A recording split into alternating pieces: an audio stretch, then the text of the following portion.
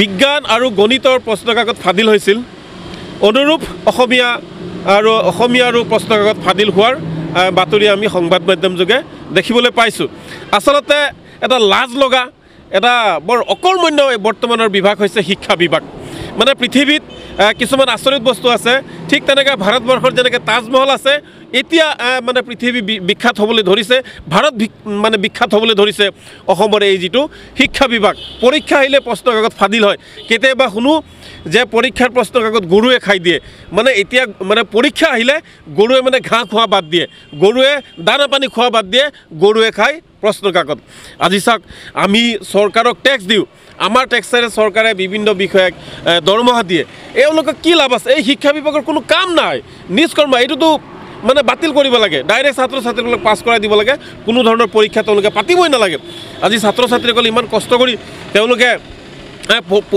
পঢ়িব বহে পৰীক্ষা দিবলৈ আহে আৰু ৰাতিয়ে শিক্ষামন্ত্ৰীয়ে এইটো টুইট কৰি প্ৰশ্নকাকত মানে প্ৰশ্নকাকত ফাদিল হৈছে পৰীক্ষা বাতিল কৰি দিয়ে ইয়াতকৈ দুখৰ কথা ইয়াতকৈ লজ্জাজনক কথা আৰু কি আছে আমি শিক্ষা বিভাগৰ অকৰ্মণ্য শিক্ষামন্ত্ৰীৰ আমি পদত্যাগৰ দাবী জনাইছোঁ আৰু শিক্ষা বিভাগৰ যি সেৱাৰ অধ্যক্ষ আৰু পৰীক্ষা নিয়ন্ত্ৰকক গ্ৰেপ্তাৰ কৰিবলৈ আমি দাবী জনাইছোঁ আজি আমি দলগাঁৱত আমি শিক্ষামন্ত্ৰীক আমি গোলাপ ফুল দি প্ৰতিবাদ জনাই আমি তেওঁক ক'ব বিচাৰিছোঁ যে আপুনি আলাউদ্দিনৰ চকীখন আপুনি এৰি দিয়ক আপুনি পদত্যাগ কৰক শিক্ষা বিভাগৰ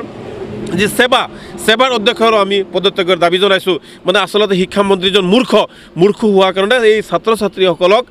মানে জীৱন ধ্বংস কৰিব বিচাৰিছে ৰাতি টুইট কৰি মানুহৰ ছাত্ৰ ছাত্ৰীসকলৰ জীৱন ধ্বংস নকৰিব শিক্ষামন্ত্ৰী ডাঙৰীয়া এই ছাত্ৰ ছাত্ৰীসকলৰ আপোনাৰ অভিশাপ লাগিব আৰু এই অভিশাপ কিন্তু হিমন্ত বিশ্ব শৰ্মাৰ চৰকাৰ এদিন ছাৰখাৰ কৰি দিব